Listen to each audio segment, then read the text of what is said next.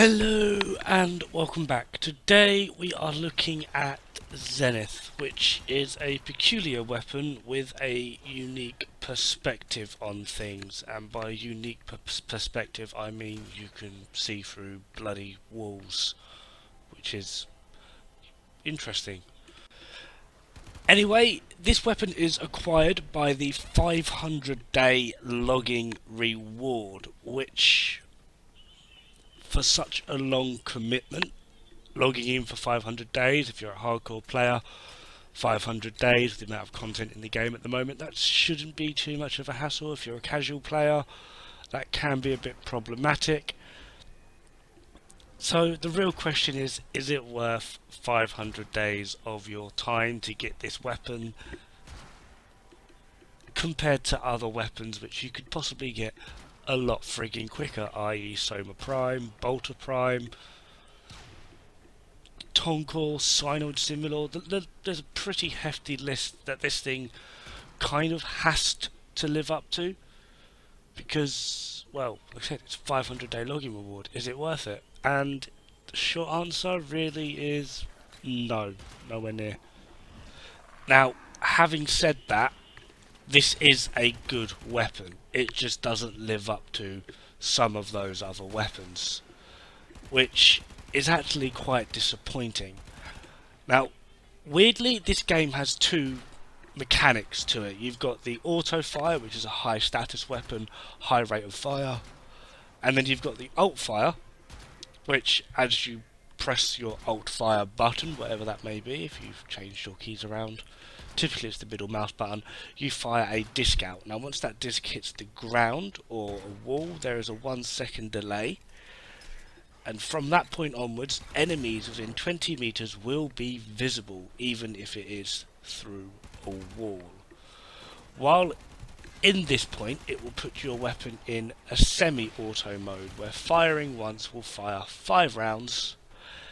This also sort of shifts the weapon across to being a high crit weapon, and brilliantly, it's pretty much got unlimited punch through. Now obviously there are still a few things within the game, certain materials and things, structures and architectural bits that will remain impenetrable. This isn't just unique to this weapon, this is throughout. Some things are just, you ain't getting no punch through, have fun. However, generally speaking, you line up a shot with the alt fire and the round will just keep on going until it pretty much reaches the edge of the frigging map, which is absolutely brilliant. Downside, the rate of fire of it is so frigging slow. Now, stats wise, this weapon is not too dissimilar from Bratton Prime, and that should pretty much give you all you need to know about this weapon. This, what I'm referring to, is the primary fire mode. It's got a little bit less damage, but a higher status chance.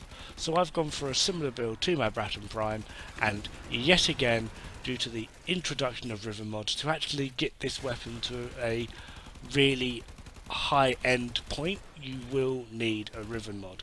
Now I will be showing a build without a riven mod, but well, you'll see the difference in the stats between rivened and non-rivened, and to be honest, if you plan on using this weapon at high-end content, you're going to need a riven mod, and there's not a lot of riven mods for this weapon around at the moment, because from what I'm told, I'm possibly wrong, but you can only get a riven mod for this weapon, or able to get a riven mod for this weapon by a roll, if you already have this weapon at a 500-day logging point.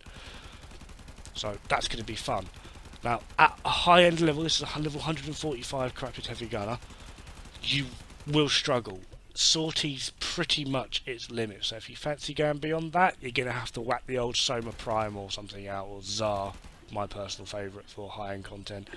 It is very, very good at stripping armour, but when you take it down to a level 100, this is a level 100 corrupted heavy gunner, it is a different story. It does shred them, I wouldn't say with particular ease, but it works.